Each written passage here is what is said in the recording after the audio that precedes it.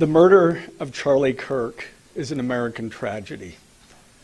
Charlie Kirk was murdered while engaging in one of our most sacred and cherished American rights, the bedrock of our democratic republic, the free exchange of ideas in a search for truth, understanding, and a more perfect union. It is also an offense against the state and to the peace and enjoyment of the people of Utah and of all those who visit here. But Charlie Kirk's murder also strikes a more personal and intimate chord. Charlie Kirk was first and foremost a husband and a father to two beautiful young children. He was a son, he was a brother, and a friend. Like all murders, the senseless and needless taking of Charlie Kirk's life has shattered the lives of those he loved and those who loved him. To Charlie's wife, Erica, his two young children, his parents, his family, and his friends, I express my sincere condolences and offer my heartfelt prayers on your behalf. I also want to express my concern for everyone who was at Charlie's Turning Point USA event at the Utah Valley University, and all who have been impacted by this tragedy. As county attorney, I am charged with bringing justice to those who offend our laws. I am charged with bringing justice for those who are harmed. I am charged with bringing justice for Charlie Kirk. I am committed to these aims. I take this responsibility seriously. Today, after reviewing the evidence that law enforcement has collected thus far, I am filing a criminal information charging Tyler James Robinson, age 22, with the following crimes. Count 1, aggravated murder, a capital offense, for intentionally or knowingly causing the death of Charlie Kirk under circumstances that created a great risk of death to others. Count 2, felony discharge of a firearm causing serious bodily injury, a first-degree felony.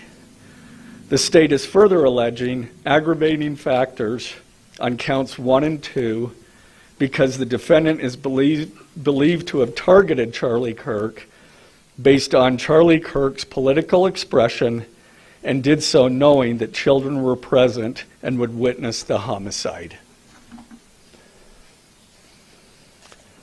The state is also charging defendant with count 3, obstruction of justice, a second-degree felony for moving and concealing the rifle used in the shooting. Count 4, obstruction of justice, a second-degree felony for disposing the clothing he wore during the shooting. Count 5, witness tampering, a third-degree felony for directing his roommate to delete his incriminating texts. Count 6, witness tampering, a third-degree felony for directing his roommate to stay silent if police questioned him. And count 7, commission of a violent offense in the presence of a child, a Class A misdemeanor, for committing homicide knowing that children were present and may have seen or heard the murder and did so based on Charlie Kirk's political expression. Also, following the press conference, I am filing a notice of intent to seek the death penalty. I do not take this decision lightly, and it is a decision I have made independently as county attorney, based solely on the available evidence and circumstances and nature of the crime. Because we are seeking the death penalty, the defendant will continue to be held without bail in the Utah County Jail. Turning to the 10-page information, these are the allegations. On September 10th, 2025, at approximately 12:23 p.m., Charlie Kirk was shot and killed while speaking to a large crowd on the campus of Utah Valley University in Orem, Utah. Police found the suspected murder weapon, a bolt-action .30-06 rifle, nearby.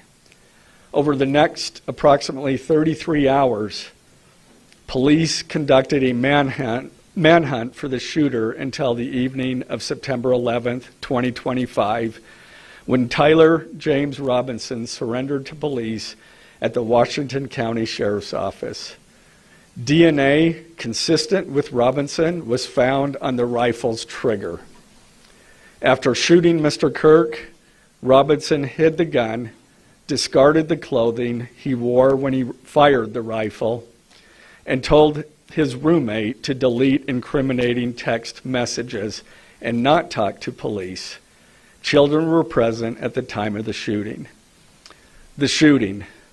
Turning Point USA, a nonprofit organization founded in 2012 by Charlie Kirk, organized a public outdoor event to be held at noon on September 10th, 2025 at UVU.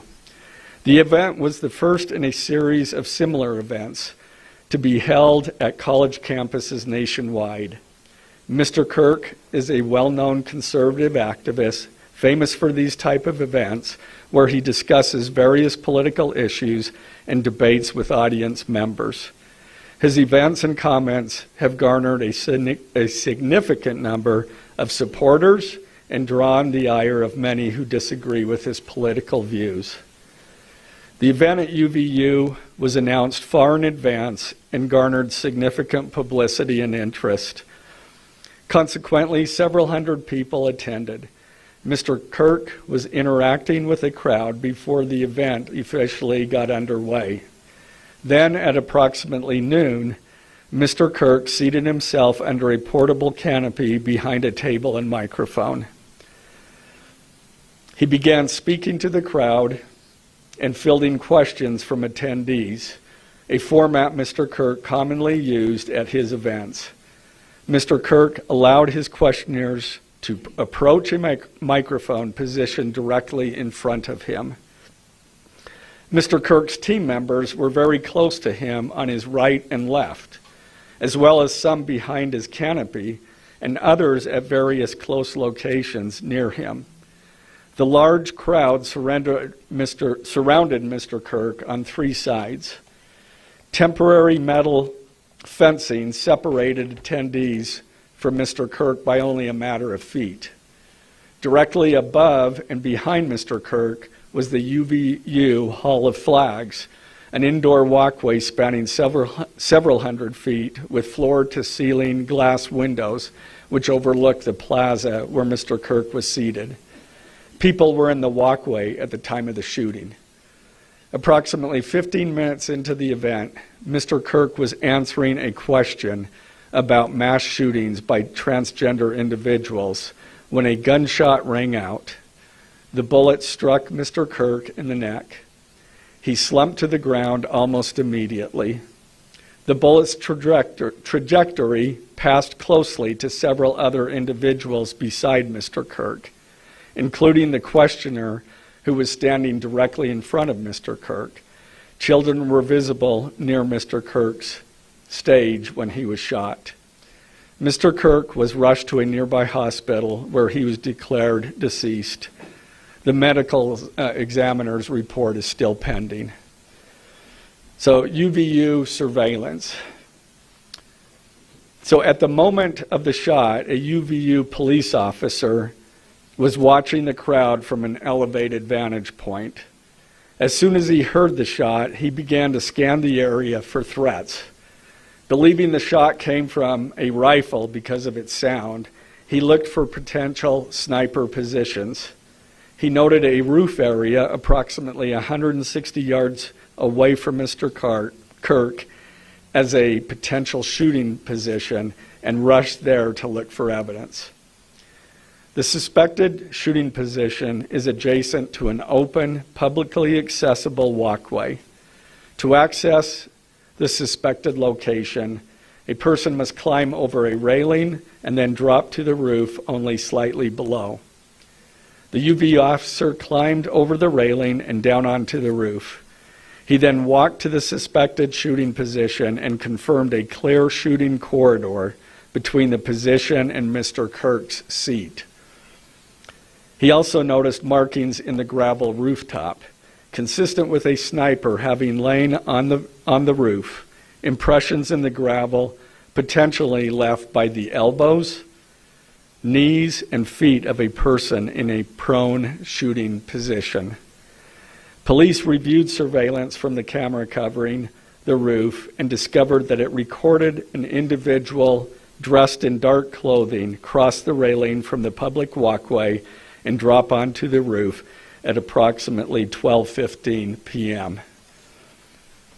Although the individual moved out of the camera's view for a short time, the camera again captured the individual running across the roof and then low crawling to the area the UBU officer recognized as where the suspected sniper had dropped into a prone shooting position. After a short time, which matches the known time of the shot, the individual arose and ran across the roof to the northeast. This discovery led to an intensive review of UBU surveillance recordings to attempt to track and identify the suspect. Surveillance revealed the following. At approximately 11:51 a.m., the suspect entered campus from the north. He is seen wearing a black shirt with an American flag in the center, a dark baseball cap, and large sunglasses. Throughout the surveillance, the suspect keeps his head down and rarely raises his head enough to get a clear image of his face. As he proceeds across the campus, he is seen walking with an unusual gait. The suspect walks with very little bending in his right leg, consistent with a rifle being hidden in his pants. This unusual gait continues until the suspect is seen crossing the railway off the open walkway and onto the roof, where he leaves the camera's view. A camera later captures the suspect as he runs across the roof to the suspected shooting position. Immediately after the shot was fired, a camera captures the suspect running across the roof carrying an item whose shape is consistent with a rifle. The suspect is then seen climbing down from the roof. He appears to drop the item he was carrying as he hits the ground in a controlled fall. He then picks up the item and runs toward the northeast end of campus. Expanded crime scene investigation. Law enforcement officers followed the suspect's escape path to the northeast end of campus, where they believe the suspect left campus and entered a wooded area. In that wooded area, investigators found a bolt-action rifle wrapped in a towel. The rifle contained one spent round and 3 unspent rounds. This is consistent with the facts officers observed at the time of and immediately after the shootings. No shell casings were found on the roof, suggesting a bolt action rather than an auto-loading weapon, and only a single round was fired. Each round in the rifle contained an etched inscription as follows. The fired cartridge was etched, "No Tice's bulge, OWO, what's this?" The second cartridge were not spent, were not fired. The second, "Hey fascist, catch," with arrow symbols. The third cartridge, "Oh Bella Chow, Bella Chow, Bella Chow, Chow Chow." The fourth cartridge, "If you read this, you are gay," LMAO. The rifle, ammunition rounds, and towel were sent for forensic processing. DNA consistent with defendant was found on the trigger, other parts of the rifle, the fired cartridge casing, 2 of the 3 unfired cartridges, and the towel. Law enforcement was unable to immediately locate the shooter, so they published photos of the shooter from the UVU surveillance cameras and asked for the public's help to identify him. Meanwhile, law enforcement continued to try to identify the shooter through other means. The Washington County investigation. On the evening of September 11th, 2025, as law enforcement continued their investigation, Tyler James Robinson went to the Washington County Sheriff's Office with his parents and a family friend to turn himself in. Robinson's mother stated that the following to police. On September 11th, 2025, the day after the shooting, Robinson's mother saw the photo of the shooter in the news and thought the shooter looked like her son. Robinson's mother called her son and asked him where he was. He said he was at home sick and that he had also been at homesick on September 10th. Robinson's mother expressed concern to her husband that the suspect shooter looked like Robinson. Robinson's father agreed. Robinson's mother explained that over the last year or so, Robinson had become more political and had started to lean more to the left, becoming more pro-gay and trans rights oriented. She stated that Robinson began to date his roommate, a biological male who was transitioning genders. This resulted in several discussions with family members, but especially between Robinson and his father, who have very different political views. In one conversation before the shooting, Robinson mentioned that Charlie Kirk would be holding an event at UVU, which Robinson said was a stupid venue for the event. Robinson accused Kirk of spreading hate. Robinson's father reported that when his wife showed him the surveillance image of the suspected shooter in the news, he agreed that it looked like their son. He also believed that the rifle that police suspected the shooter used matched a rifle that was given to his son as a gift. As a result, Robinson's father contacted his son and asked him to send a photo of the rifle. Robinson did not respond. However, Robinson's father spoke on the phone with Robinson. Robinson implied that he planned to take his own life. Robinson's parents were able to convince him to meet at their home. As they discussed the situation, Robinson implied that he was the shooter and stated that he couldn't go to jail and just wanted to end it. When asked why he did it, Robinson explained there is too much evil and the guy, referring to Charlie Kirk, spreads too much hate. They talked about Robinson turning himself in and convinced Robinson to speak with a family friend who is a retired deputy sheriff. At Robinson's father's request, the family friend met with Robinson and his parents and convinced Robinson to turn himself in. The family friend spoke to police and reported telling Robinson that it would be best if he brought all evidence with him to the sheriff's office to avoid police having to search his parents' home. The friend also asked Robinson if he had any clothes that were related to what he did. Robinson replied that he had disposed of the clothes in different areas. The roommate. Police interviewed Robinson's roommate, a biological male who was involved in a romantic relationship with Robinson. The roommate told police that the roommate received messages from Robinson about the shooting, and he did provide those messages to police. On September 10th, 2025, the roommate received a text message from Robinson which said, "Drop what you're doing. Look under my keyboard." The roommate looked under the keyboard and found a note that stated, quote, "I had the opportunity to take out Charlie Kirk, and I'm going to take it." Police found a photograph of this note.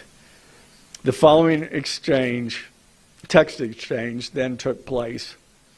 After reading the note, the roommate responded, "What?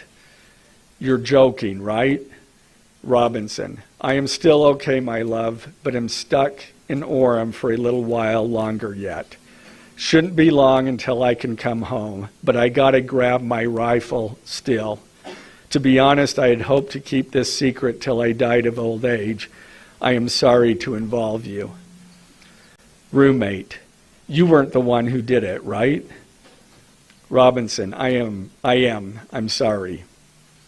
Roommate, I thought they caught the person. Robinson, no, they grabbed some crazy old dude, then interrogated someone in similar clothing.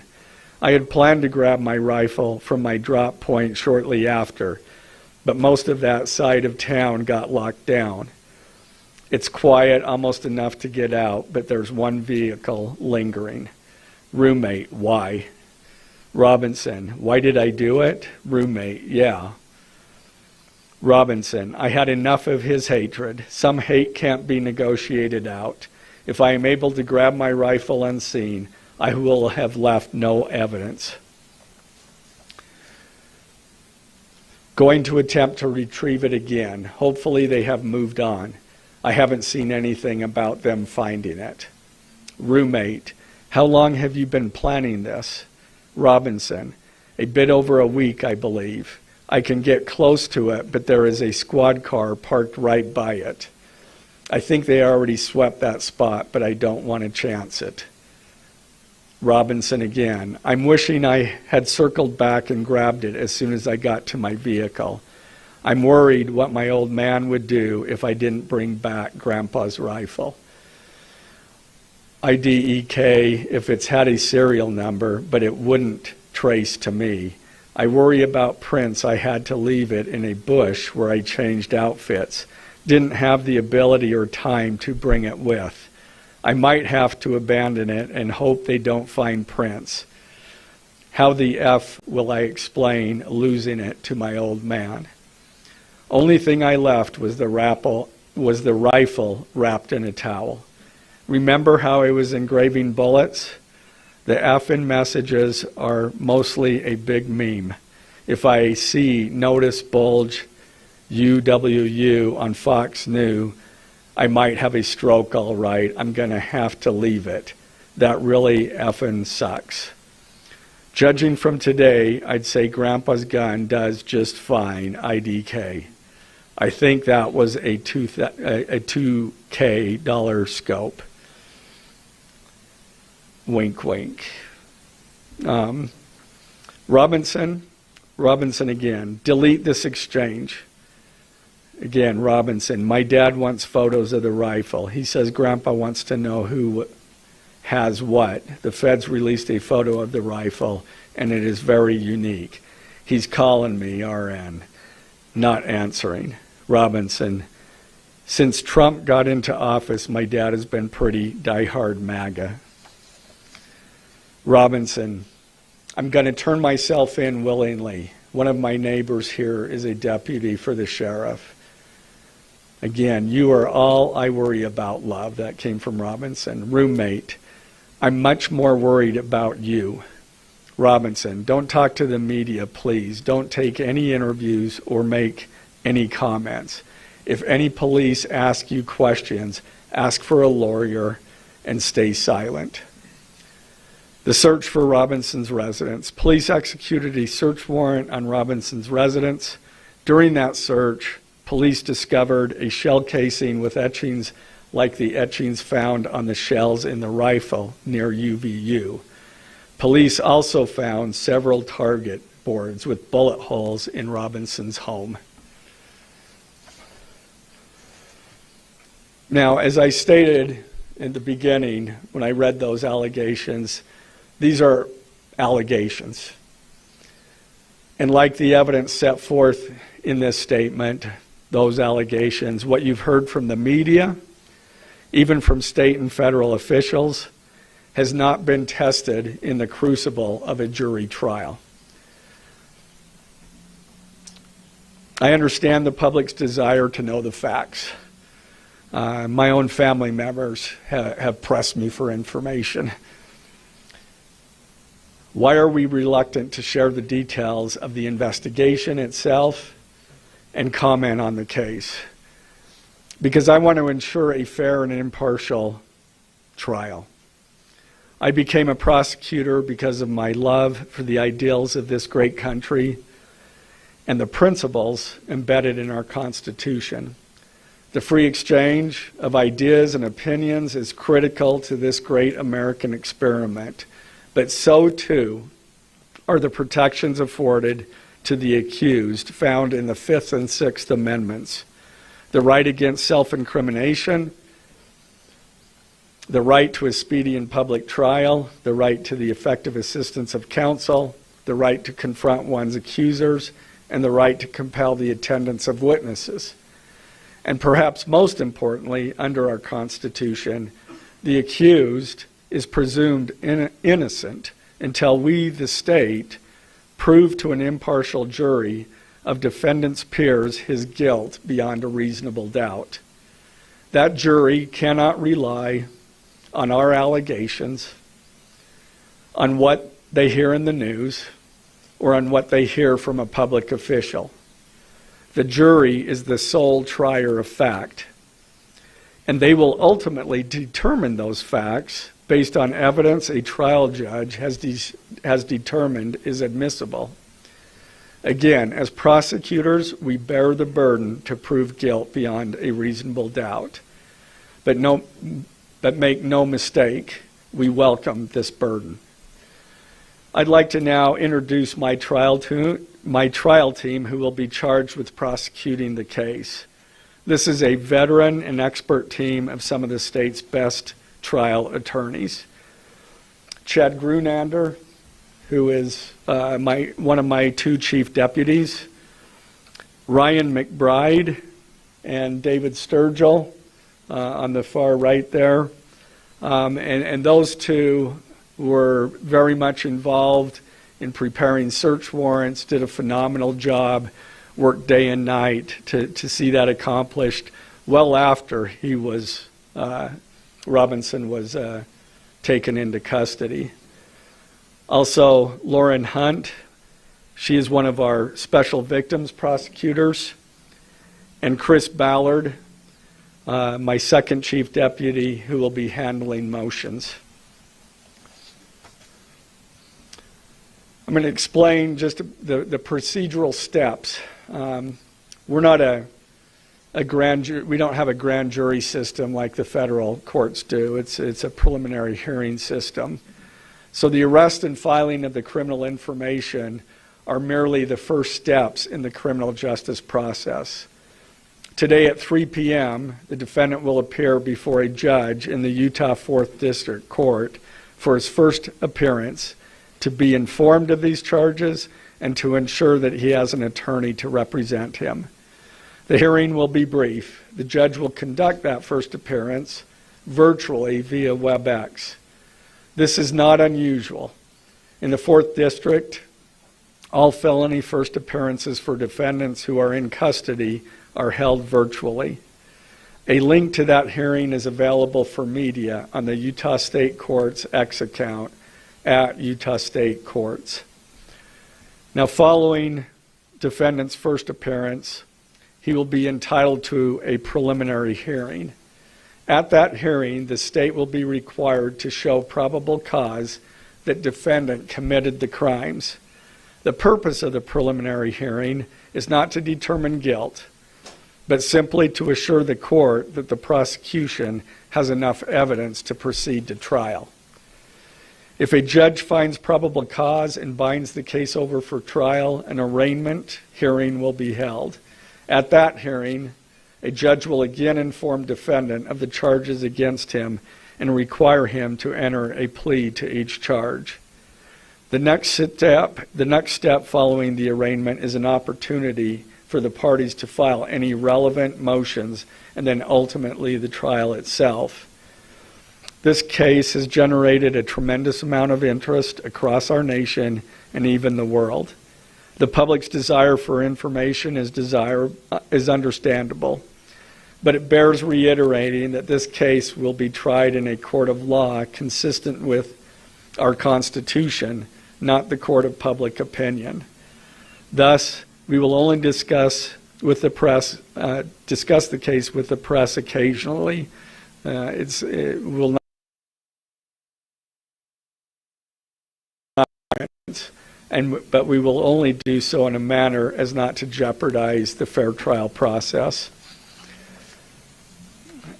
Before I conclude, I want to express my appreciation for the tireless work of our local, state, and federal law enforcement officers. They have an extremely difficult, dangerous, and often thankless job. I'm proud to acknowledge the exceptional work they do every day, and particularly their work on this case. It was truly a marvel to witness. Their skilled work and dedication have brought us to this point. I'm also grateful for the leadership demonstrated by Bo Mason, the Commissioner of the Utah Department of Public Safety, FBI Special Agent in Charge Rob Bowles, Utah County Sheriff Mike Smith, our local police chiefs, and Felice John Vitti, the acting U.S. Attorney for the District of Utah. I'm also grateful for the support of our Governor, Spencer Cox, and our Attorney General, Derek Brown, who is standing behind me today and has offered his support and resources as we proceed to trial. Finally, I want to thank our Utah County Commissioners, Amelia Powers Gardner, Brandon Gordon, and Skylar Beltran. They too have pledged to assist with the resources needed to successfully prosecute this case. I will now take a few questions.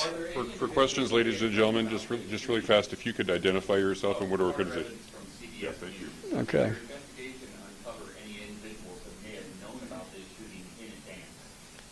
They are still looking into it. It's an undergoing investigation. So is that a possibility? They haven't ruled that out. As Lavendera with CNN, the text message that you exchanged with the roommate, can you kind of give us a sense of, did that happen over several hours? Did it happen? I don't have that information. Emily Anderson, Stars and Southern Tribune. I know, acknowledging that you made this decision to pursue the death penalty independently, did you hear it all from the Trump administration or Governor Cox's administration as you were working on these charges? I talked to officials from both administrations, but I was not pressured to make a decision. I understood their feelings on it because it was in the news, but we didn't really discuss that. Mr. Gray, the FBI director heard any indication that transgender issues played a role in the motivations for this shooting? I'm going to stick to what I just stated in my public, in our information. I think that is pretty much set forth there. Mr. Gray, Ben Winslow, Fox 13 News, just asking, are you planning to file additional charges against anyone else in connection with this? Again, we don't have any information at this point of additional suspects, but I know that our law enforcement agencies are continuing to follow leads. Mr. Gray, the FBI director today said that you are, quote, or that other people, a number of people are being investigated and interrogated. So it seems that there are people who might be up for prosecution. Yeah, I'm not. Do you think that this suspect was a lone wolf, or could this be part of a... I can't comment on that. I'm not aware of all their investigation. I just know that these agencies are continuing to investigate this case and follow all leads. Get a Toby with BBC News. Would like to know, how does this possibly interface with any federal authorities? That's up to the feds. They have different charges, and they're reviewing the evidence. And after they review the evidence and the law, they could file charges, but I'm not privy to exactly what they're looking at. Dennis Helping with the BBC. You spoke a lot about text messages with the roommate. The governor previously said the roommate is cooperating, but could we see charges against the roommate? Again, I'm not prepared to answer that question. Mr. Gray, is it unusual to cite a political motivation as an aggravating circumstance? It's part of our code, and so we charge that. Mr. Gray, Jim Sumac with KUTV. For those that aren't of a legal mind, is this a confession, the text messages? Is that legally a confession? And is he cooperating since he's been taken into custody? Ultimately, a judge will determine that at trial. And cooperation, has he spoken at all? Has he been cooperating since he's turned? Again, I'm not going to comment on that. Has he had any statements at all? Mr. Gray, Okay? What more can you tell us about the suspect's time online that some say radicalized him? I am not aware of that information. It's, again, still under investigation. And has he expressed any remorse so far about this? I am not going to comment on that. Is he continuing to not cooperate? I am not going to comment on that. Mr. Gray, the FBI director has been way out in front in terms of presenting evidence to the public. Your team has been very circumspect, very measured in what they bring out. Does that hamper your investigation and your ability to do this? Well, as attorneys, we typically like to control that information to preserve an impartial jury and a fair trial. So has it been a differentiation? Ex- Excuse me? I don't have that information. Can you tell us more about what the family may have said in interviews? Um, His mother? What the family said is what I provided. Mr. Kirk, do you anticipate that the defense will try to get this trial moved out of Utah County, and how will you respond to that? That from where? From Utah County? That the defense will be from Utah County? That they will try to get the trial moved to different locations? I couldn't predict what they're going to do. You say, is there any evidence to suggest that the timing of the shot and the question that was asked about mass shootings and offender, is that more than coincidence? That will be for a jury to decide. Mr. Gray, are you confident that the roommate had no part of this attack whatsoever? Again, I'm not going to comment on the evidence. But the evidence so far, does it show any involvement? Again, I'm not going to comment on other than the facts that or the evidence that we've gathered so far. The mention of the DNA here in the press conference jeopardized his right to a fair trial? I don't believe so. This is part of a public document that we have to file as we file a criminal information. We have to file a probable cause statement. That's a public document, and so we're comfortable with that. Are his parents and the roommates still cooperating? I'm not going to comment on that either. The FBI has said I- that this suspect had a hatred of Kirk. What else can you share about that? I can't share any more than what I've already said. This was I- an incredibly precise shot. Do you have any evidence that he went places to practice or have practiced movements before the shooting that's giving you insight into how he prepared? The evidence that I'm willing to share is what I just read in our statement, and it's in the Ladies and gentlemen, I'm afraid information. we're going to have to cut it off there. Okay. If Okay. you could just Yeah. answer, did you consult Erica Kirk about seeking the death penalty? I'm not going to comment on that. Okay, thank you, ladies and gentlemen.